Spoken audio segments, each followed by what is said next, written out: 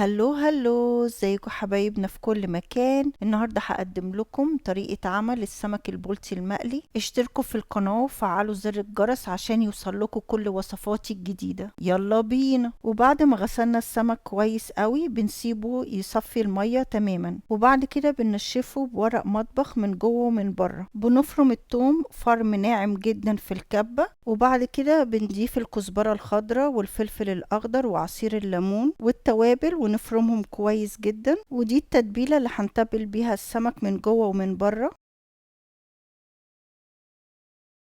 بعد ما نشفنا السمك كويس جدا بسكينة حامية بنعمل 3 فتحات في كل جانب، وبعد كده بنتبل السمك بالتتبيلة من جوه ومن بره كويس جدا. وبعد ما بنتبل كل كمية السمك بنسيبه في التتبيلة مش أقل من ساعة، ويفضل ان هو يتساب في التتبيلة وقت أطول من كده. وبعد ما سيبنا السمك في التتبيلة حوالي ساعتين بنحضر الغلاف. هو عبارة عن كوباية دقيق ومعلقة كبيرة نشا، بنقلبهم مع بعض كويس وبنبتدي نغلف السمك واحدة واحدة كويس جدا من كل الاتجاهات. وإضافة النشا على الدقيق ده مهم لأنه بيخلي السمك ما يشربش زيت كتير، وبيساعد إن الطبقة الخارجية تبقى مقرمشة وما تطراش بسرعة. بنكون حاطين طاسة كبيرة على النار فيها زيت وفير، ولما الزيت بيسخن كويس جدا بنبتدي نمسك السمكية بنهزها شوية عشان نتخلص من الدقيق الزيادة، وبعد كده بننزل بالسمك واحدة واحدة وعلى درجة حرارة متوسطة. بنقلي السمك ولما ياخد لون من جانب بنقلبه على الجانب التاني، وبعد كده بنطلعه على ورق مطبخ او على صفاية. وبكده عملنا احلى سمك بلطي مقرمش طعمه يشهي ومش شارب زيت كتير. ولو متابعيني لحد دلوقتي انا بشكركم على المتابعة، ولو عجبكم الفيديو النهاردة ما تنسوش تعملوا لايك وشير عشان الكل يستفيد، واستنوني مع وصفات تانية كتيرة اقوى واحلى. باي باي.